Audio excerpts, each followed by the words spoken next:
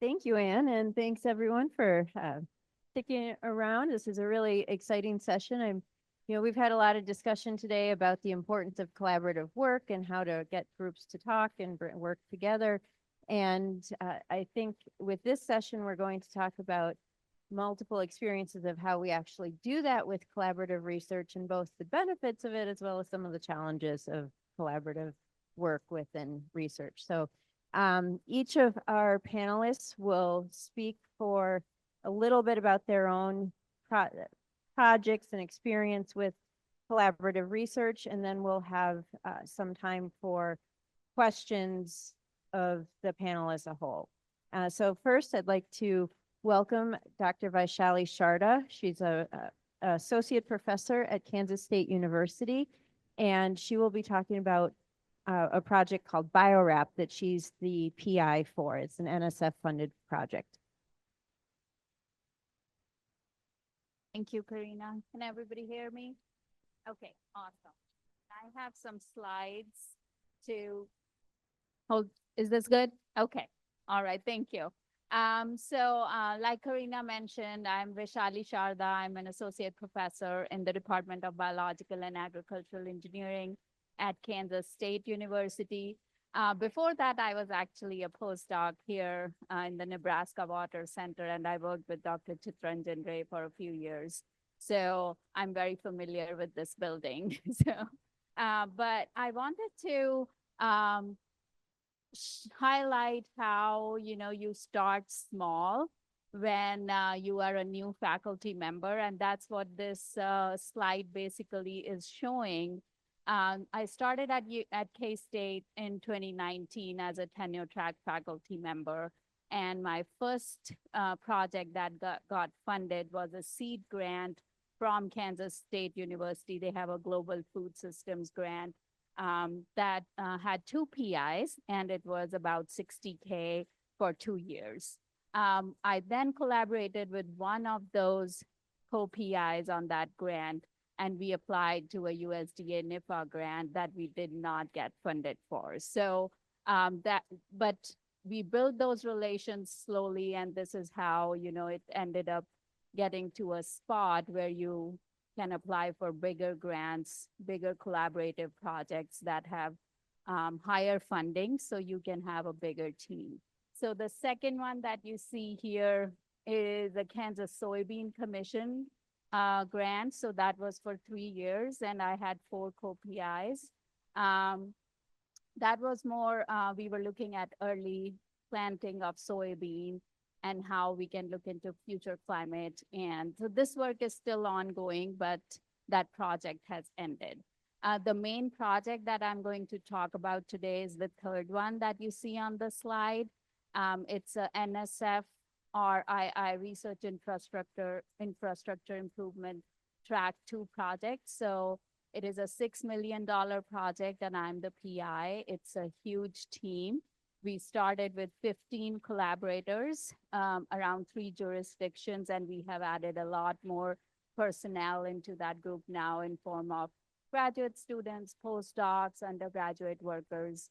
So that in that team, we had people from my connections here at UNL from my postdoc work. And also one of the PIs, one of the co-PIs was a senior co-PIs from my seed grant was a senior member of this team. So again, that initial collaboration in 2019, 2020 kind of, bloomed into this bigger project idea as well. The fourth one is again a collaborative project between K-State and KU, University of Kansas. KU is the lead on it, and I'm the K-State lead on that project. Dr. Kate Nelson, who was on that seed grant, is also a part of that. So this project also started in 2022 and is a 4-year project, so it's still ongoing. I'm also a part of a huge collaborative project that is NSF Research Infrastructure Improvement Track 1 project, which is a statewide project. So it's housed in KU, K-State, Wichita State, and several colleges around the state are also part of that. So that project focuses on equity of disaster response. So we are looking at how extreme climate events like flooding can impact water infrastructure and how the response varies over different sections of society. So it's a very, very interesting project with a lot of community involvement. Um, my latest project is a single PI project, but I would not have been able to get my NSF career without all the work that I have done with these collaborations. So I applied 3 times for my NSF career and I was successful in my third attempt. So the biggest change was the preliminary data that went into that third attempt, which came from all these collaborative projects that I've been working on. And I'm right, the latest one is a REU project that I'm one of the collaborators on. I do want to take a little bit of time to talk about the BioWrap project because it's like a pedestal. That project gave me a platform to understand what huge projects look like, what does effective collaboration look like, and what working with huge teams looks like. And being an assistant professor, I could not have asked for a better opportunity at that time. And I'm so glad that I'm part of that awesome team. So this project is a collaborative project between 3 EPSCoR jurisdictions. K-State is the lead, University of Nebraska, Lincoln, and South Dakota School of Mines are the 2 participating jurisdictions. The goal of this project is to reduce the use of plastics, herbicides, and improve the environmental or reduce the environmental impacts of these things in agricultural production. So what we are doing is it's divided into 3 different parts. The first part is engineering these biopolymers. This work is primarily being done at School of Mines and University of Nebraska, Lincoln, and we are looking at 2 protein sources, chicken feathers and corn stover, to create these biodegradable biopolymers. The second part is the strengthening of agroecosystems, which is basically modeling the impact of this technology on the environment, on crop production, on water utilization, and also weeds.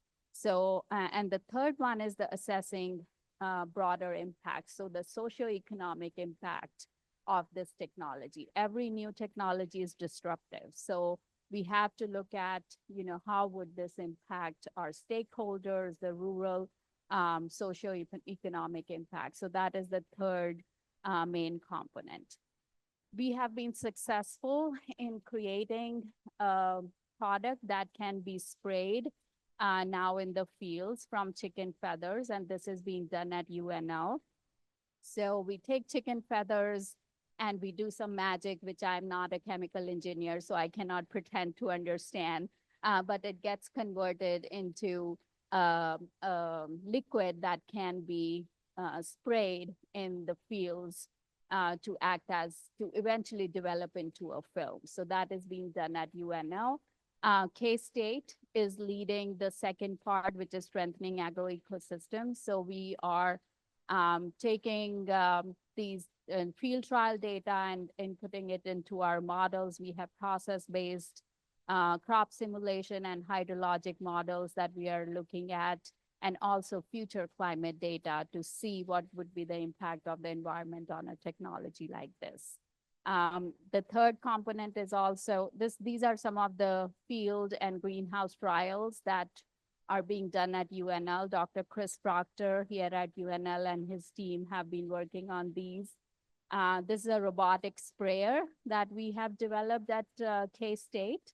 So the sprayer can actually take that liquid that's being developed at UNL and spray it. So again, a big collaboration that you can see here. The connection between UNL and K-State is very obvious. School of Mines is also working on formulating their product, which means that over time it would be able to release fertilizer. that film is being developed using the corn stover. So how do these collaborations actually help? So when we work, this is my take on it. When we work with big teams, you have even bigger ideas, which lead to the sustainability of that funding that you got. So this $6 million project, by the time I think we write our final report, would have led to multiple projects of that range. So, which is very exciting. You learn to manage your time and personnel. Grant writing skills. Every project that you fail on, you learn to collaborate, to effectively collaborate and write better the next time. So it is a learning moment right there. Preliminary data, I already mentioned that these collaborations are huge to collect preliminary data, which can form the basis of future projects. You can harness resources from your funding agencies. Sustainability of ideas is a big push both at NSF and at USDA. So they want you to write new projects, new collaborative projects, and the money doesn't hurt. So that's, I could not have done it without my awesome graduate students. So I would like to thank all my team members and all the wonderful collaborators that I have worked with so far. Thank you. Thank you, Vaishali. And our next speaker is Dr. Elli Rogan, who's with the University of Nebraska Medical Center. And we'll be talking about the Alt-N project that she's leading for the state of Nebraska. I'll let her take it from here. Thanks, Karina.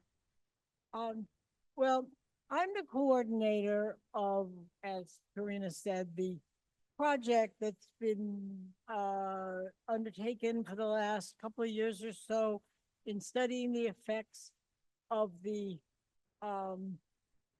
well, I'll be real colloquial and just say the environmental mess at the ethanol production plant near Mead, which is the Alt-N facility. If you've been living on the moon and not in Nebraska or eastern Nebraska for the last couple of years, briefly, the problems there arose because the company, Alt-N, in 2015, changed their production so that instead of purchasing corn from farmers to extract ethanol, they offered the producers and distributors of seed corn to take the unsold seed corn from them and dispose of it themselves, and they would use that to extract ethanol.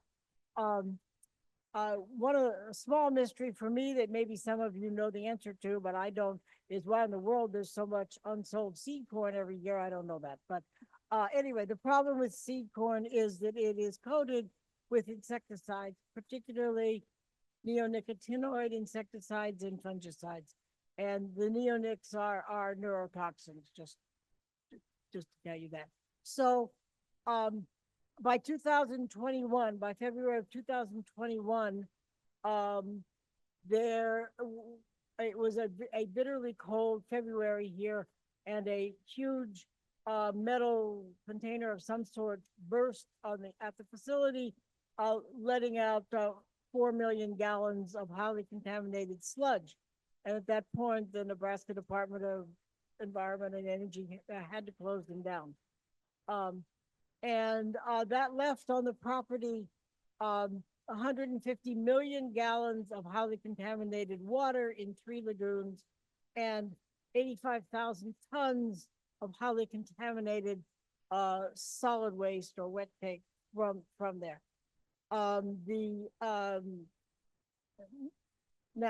When this all happened, it became obvious that this was an environmental hazard in Saunders County, which is about 40. It's about 40 miles west of Washington, of Omaha, and the College of Public Health realized that this was something we should really look into and see what the effect was on the environment and the people around there. And we had a gift from the Claire M. Hubbard Foundation that got this work off the ground. And it's a collaboration that involves 7 faculty members, um, 3 from UNL, 3 from the Med Center, and then another from Creighton University, doing various kinds of studies. And the dean of the College of Public Health asked me to coordinate that. Now, I have to say, and then subsequently in the 2022 session of the legislature, they gave us $1 million of ARPA funds. ARPA is the American Rescue Plan Act, I guess, funding from the federal government, and that funding will wrap up this December. So I have to say, I didn't do anything to get that particular amount of money, except to be a happy recipient of it so that we could do this work. However, I have done many other collaborative projects. Probably the biggest, longest one of the 20-year program project grant from National Cancer Institute that had collaborators at 4 different universities. And we also had a 5-year center for excellence in breast cancer research from the Department of Defense that involved 5 different universities. So I'm pretty familiar with collaborative research. And I would say out of that, I think I would say that the most important factor in putting together a collaborative research program is the people you're collaborating with. You have to choose people that you can work with effectively and who will respect deadlines, who will actually do what they say they're going to do, who have ideas, who communicate. Those are probably the biggest factors in my opinion. This can be sometimes this can be difficult. You can have people who really like to join your group, and sometimes you just have to say no because you know that the resource that their expertise is already in the group, or you just don't have the financial ability to take in someone else, or it could be someone that you're friends with but you really don't like to work with. That can also be a problem. So it takes choosing the right collaborator. It also takes leadership if you're going to lead this, because even the best of groups need some kind of leadership to make sure everything's proceeding on track. Everything is people are doing the parts of the research that they've said they're going to do, and that people are communicating. I think that regular communication is very important. Back when we had our program project grant, we certainly didn't have Zoom meetings. So we had to get together physically several times a year. But now this would be much easier with Zoom meetings. And but to communicate regularly and for people to share their results and have discussions about it, because you need ideas from everybody contributing ideas. These to me are the important things that a leader does, aside from one way or another kind of directing the research that it goes into in a productive direction. I think that in managing a collaborative research, you have to know what the goals are. You have to and you have to have clear goals, clear timelines, and as I said, and regular and expectation. I think it's very important to have accountability, and these are the kinds of attributes that I think make for a really successful collaborative organization. So that's really what I have to say about in terms of how these how to have an effective research group among people with very different research skills. And sometimes in addition to perhaps not including somebody who wants to participate, you also have to recognize if there's some kind of expertise that you need in this group to be effective, and you have to go and find somebody, again, someone that's interested and that you can work with, and it'll be a good member of the team. I think those to me are the important thing, attributes of this. Of course, excellent grant writing skills are very important. Um, and the ability to accept critiquing from other people about, maybe you wrote something and you think it's the most beautiful paragraph in the world describing things, and your colleagues on the grant tell you, you know, that doesn't come across right, that, you know, let's change it to this. And so those kinds of experiences inevitably happen, and they make the whole group stronger. I think I'll stop with that. Thank you. Thank you, Dr. Rogan. Thank you. Our next speaker is Dr. Karrie Weber from the University of Nebraska at Lincoln. She'll be talking about some of her experiences with the USGS funding program, the 104G, as well as possibly some other programs. Well, yes, and I think it'll start even before the 104G as Okay. well, right? So, and important to be thinking about the United States Geological Survey, and they're, you know, given that this is a mission-driven type of federal agency, so they're going to have a mission associated with what their funding objectives are, and that's similar to other federal agencies where they're going to be mission-oriented. And thinking about that, you know, not all projects are going to fit into any organization's and agency's mission. Now, coming back to the USGS 104G, prior to even arriving at UNL, I had collaborated with many individuals working through Department of Energy projects and even through Department of Energy national laboratories. And those funding projects had been centered around uranium mobility, now mostly coming from anthropogenically contaminated environments with legacy waste. So either mining, milling activities, or even disposal of spent nuclear fuels. So I had quite a bit of experience, and part of that was knowing that with disposal of some spent nuclear fuels, nitric acid was often a co-contaminant. So nitrate and uranium were natural for me to continue to study. Upon arriving in Nebraska, I began to hear more about uranium contamination in areas where there weren't any nuclear facilities, disposal sites, or even a mine. So made me start to think, well, there's a lot of nitrate here. I know that. I grew up here. In high school, was part of a Future Farmers of America project that was going around testing wells for nitrate and educating the public. So I knew that was a big problem. And so I started thinking about how those two would fit together in natural systems. I'm going to go back to those DOE projects because in collaboration with others working on different projects at some of these other sites, Rifle, Colorado, I ran into a colleague that I had met years ago, and she was just a graduate student.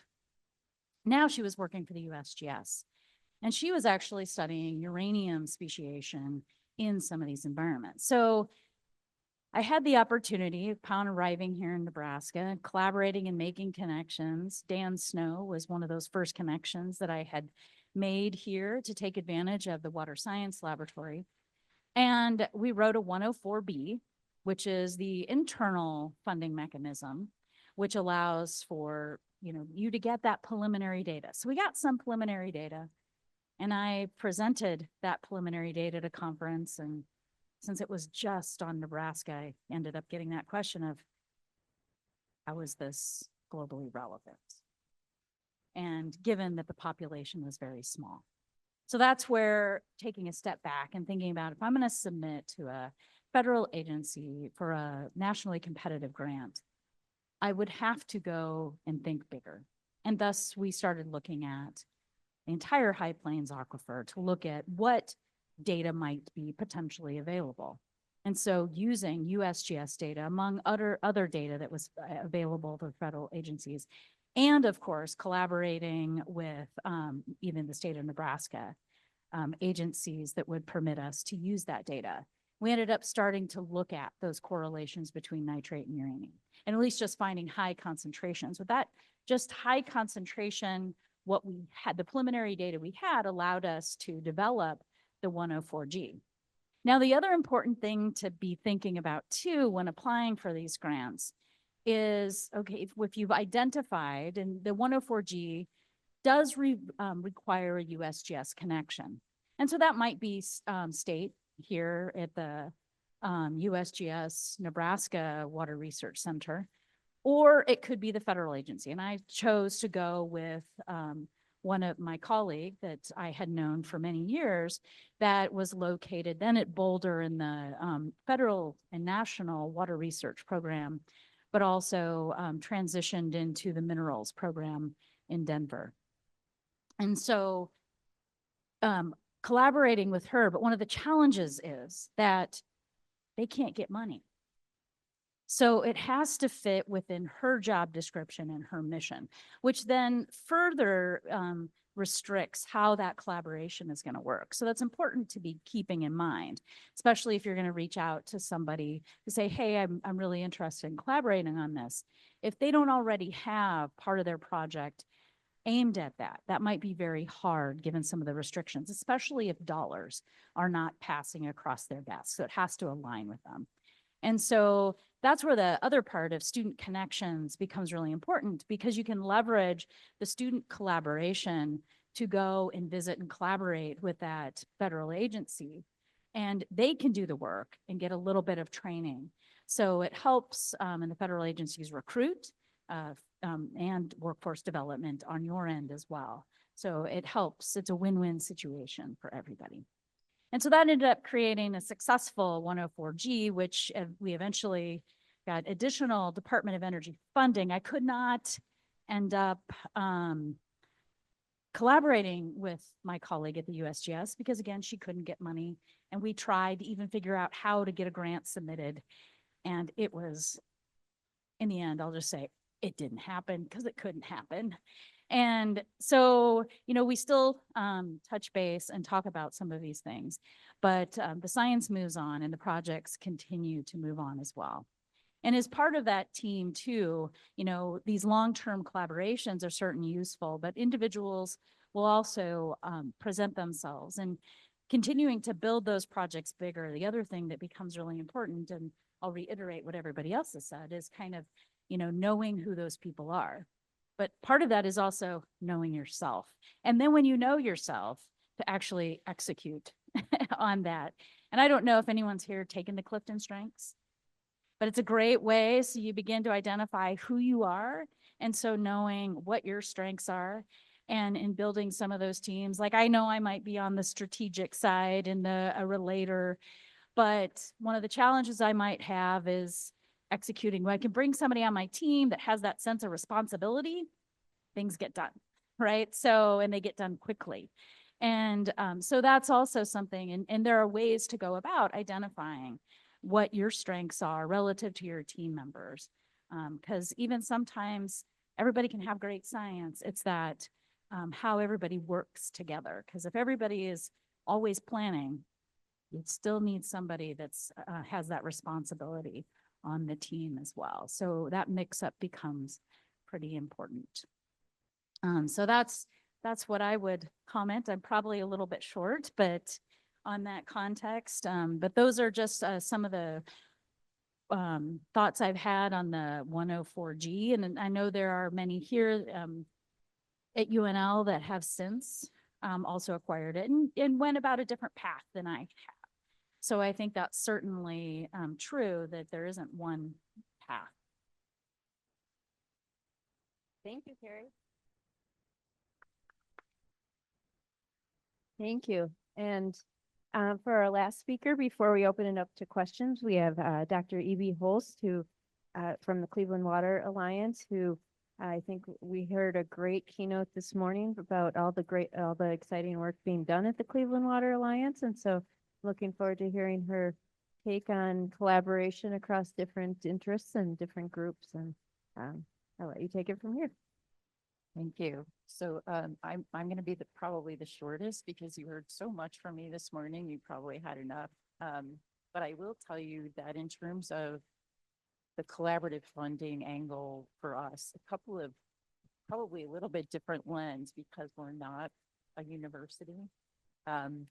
We have worked with large collaboratives of universities, and some of the types of issues that we've seen come up are, um, you know, sometimes the universities look to us to lead an initiative for funding because we're thought of as neutral, right? So sometimes you have universities that are somewhat competitive. Another set of considerations also is that when you go after funding, universities proper will often take a percent of those dollars, and that makes less money available to the actual researchers. And so that also in turn has made us a potential go-to for universities to be able to free up a little bit more of those dollars for the actual research rather than the administrative side of it. I also think that in terms of, first of all, I've heard a bunch of it, the NSF submissions, and NSF submissions are such a bear. I have such respect for anybody who goes after and wins an NSF grants. They're, just eye-wateringly specific. And then also to hear about some USGS kinds of opportunities. We've also gone after some NOAA funding, which probably wouldn't apply so much here because of their coastal sort of focus. But I would encourage the Water Center to also think about maybe some little bit less traditional, for example, the EDA, the Economic Development Administration, because what you're working on with some of these issues in turn can have an economic impact. I mean, does have an economic impact, especially when you're talking about agriculture. Obviously, USDA is another really big one for the kind of work that we've been talking about today. So those are just some of the considerations. And of course, I love your comment about that tool to see what people's strengths are up front, because sometimes you don't know who's going to be a good person to collaborate with until you're deep into it and you're like, dang it, Jim, you suck. And it takes a while to develop those relationships and figure out who are going to be the people that you really synergize with well and effectively and optimally. And then one last thought is just, I think that the need for a project manager specifically is often overlooked in submissions. You have, and that's tough, I think, especially when you have multiple universities coming together, because universities very often you're at the table because of your deep expertise on the topic, on the content, and not necessarily for project management. Like, it's just sort of incidentally lucky if you find someone who happens to be good at project management and sort of cracking the whip and herding the cats and so forth. And so that might even be a role that perhaps the Water Center considers, is to provide some access to project management skill sets that could be tapped by a whole range of different research initiatives. And that's all I've got. Thank you very much.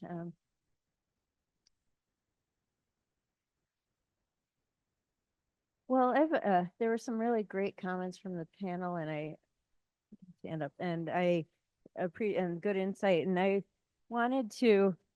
have a few questions I wanted to touch on before, and then open it up for questions from the audience. But thinking about the collaborative projects that you've worked on, what are important lessons both for successful management, but then also maybe lessons learned from less successful management or less successful pieces that you've experienced in your research? And we can either take it across the panel or whoever wants to jump in. That's a general question for all of you, not for any particular respondent. Okay. One of the first things that pops into my mind is budget.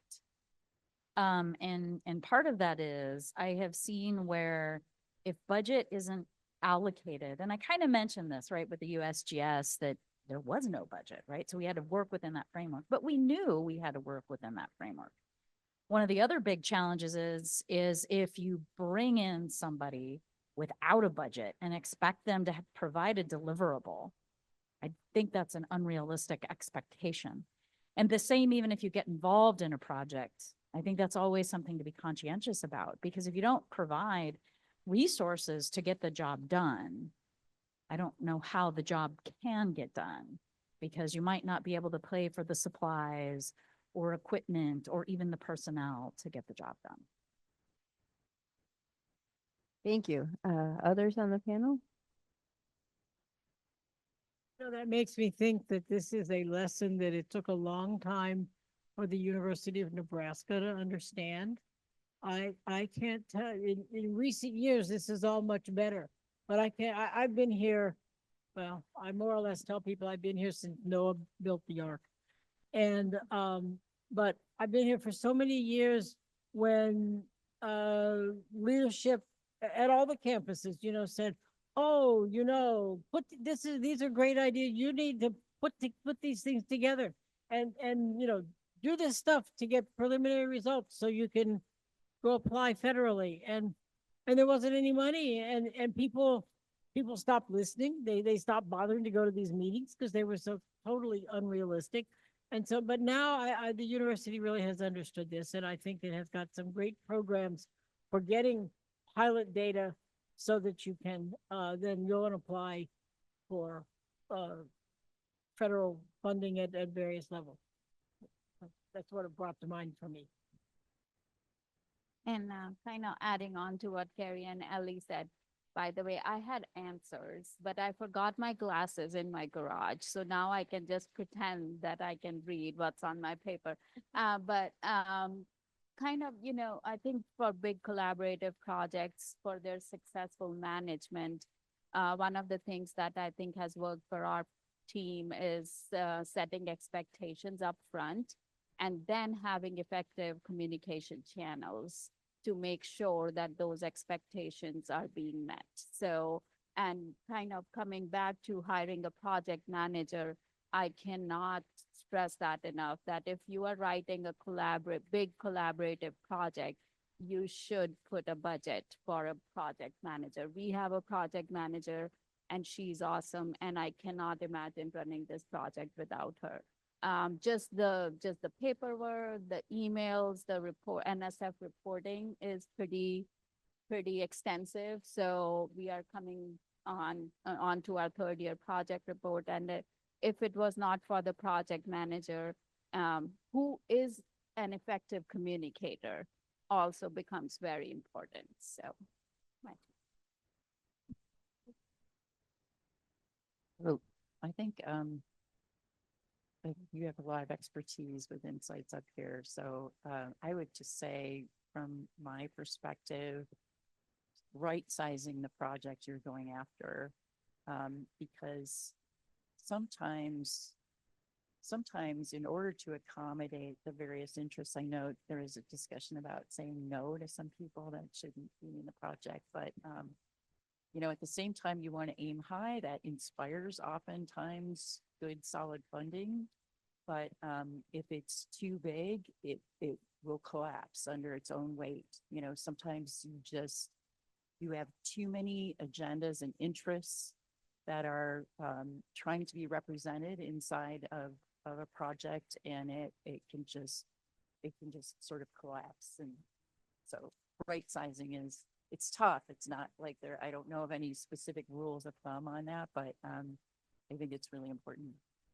I like the concept of right sizing, because for some things it's going to be a really large group that you need to do a project. For some things it's going to be a much smaller group with very particular expertise. And so tailoring the group and the approach to the project is a good one. Some of these, we had talked about some of these questions earlier, and some of these came up in what your comments already, but and things like what makes a good partner, and maybe also with someone who may not be a good partner with projects and we talked a bit about management.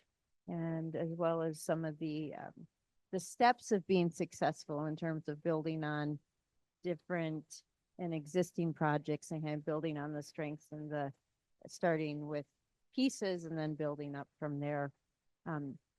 So I would like to open this up to questions from the group at this point. I think we have a great set of expertise here who with lots of success and experience with funding research and so a lot to learn. I'll bring your mic up.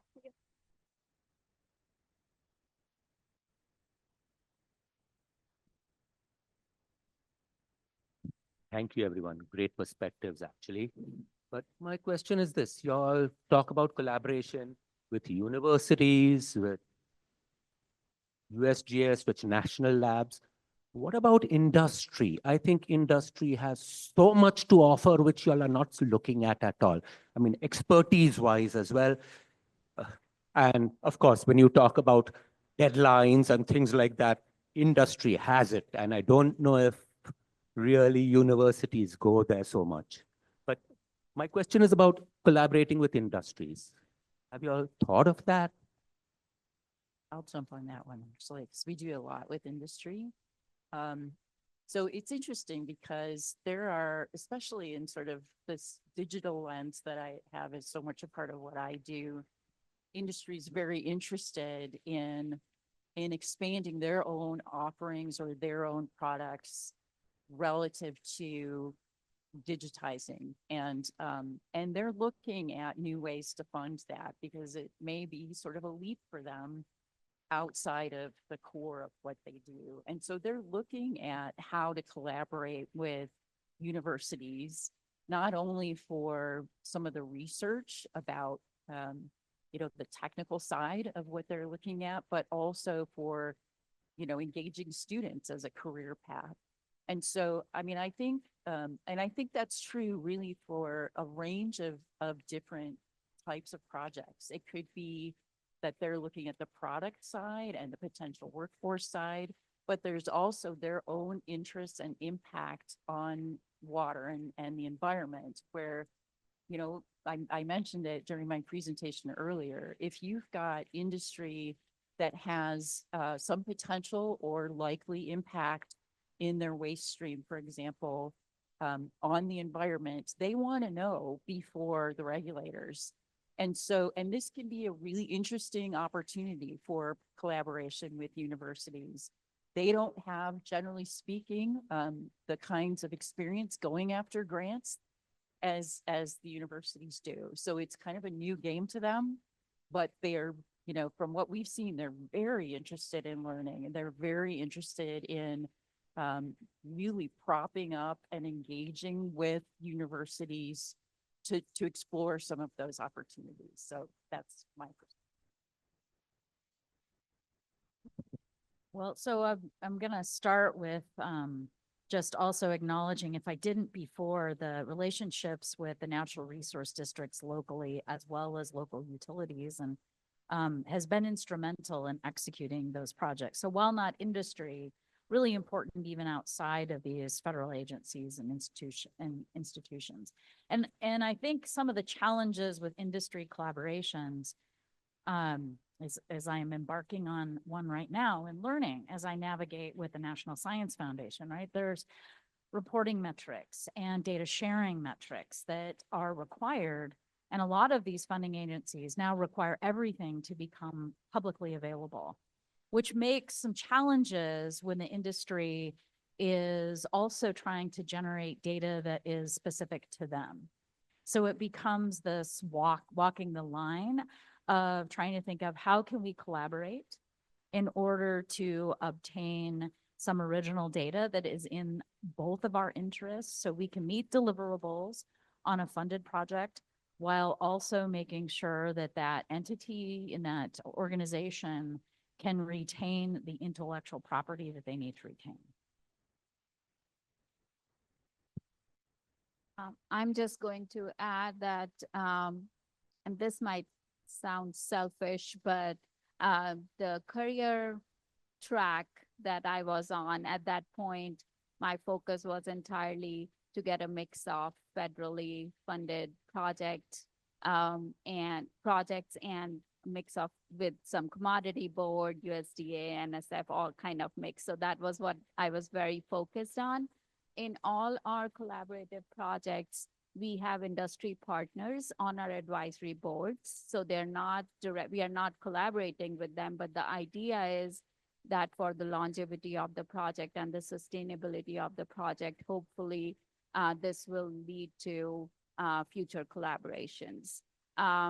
I did, now I have my tenure, so that is that is something that I'm looking forward to and kind of branching into is more industry collaborations. I'm talking to some sensor developers, and I do a lot of work with soil moisture sensing. So that is something where I see my work kind of branching out into industry relationships. It also sometimes, like Karrie mentioned, with the intellectual property and also some NDAs in place where you can't publish what you work on. So depending on your career stage and when you have graduate student, that sometimes becomes a bottleneck, at least in my opinion. So kind of trying to being open to that now as I head forward in my career. I want to just add to that, when it comes to things that may have a kind of dynamic regulatory landscape. So for example, PFAS is a growing concern, kind of moving landscape. You can sometimes find industry players outside of the loop of federal funding that are willing to invest dollars into this research. And one way to kind of prevent the potential sort of, is the university now at the beck and call of this one company that's funding it is to engage with the university to get multiple players from industry that have potential impact of that issue to co-fund. So that's another way to potentially not only fund some research, but to mitigate some of the IP issues and other concerns that, that can come into play. I just wanted to follow up on that though, is you feel that industry needs research and that's why they want to collaborate with universities, but I think it's the other way around also. Industry does a lot of research. Industry is out there, boots on the ground, which knows the practical things that people need. And I think maybe universities could benefit from that. It's not just that industry is selfish. I think it's the other way around.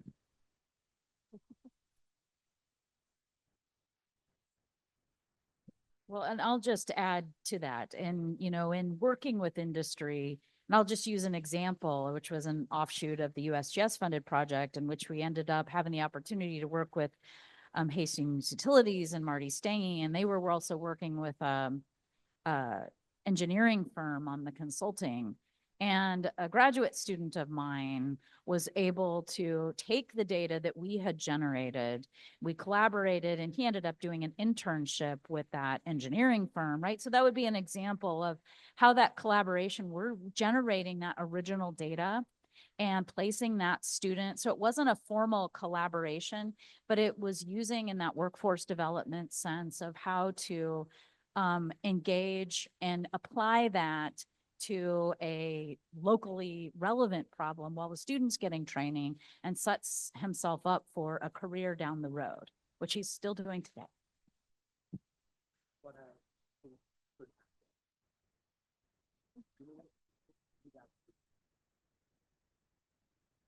We should, right? Because there's a lot of workforce development things and helping place the students in careers. As Saurabh said, not all industries are coming to us. Actually, if you look at the PFAS space, the industry is more involved than the university because they are well connected with the manufacturers and the contamination sites and all that. If a faculty member goes for asking NSF to have a center for a PFAS research, I would say that let them first aggregate the industry and get a good group of industrial partners before they should attempt to ask NSF to do anything.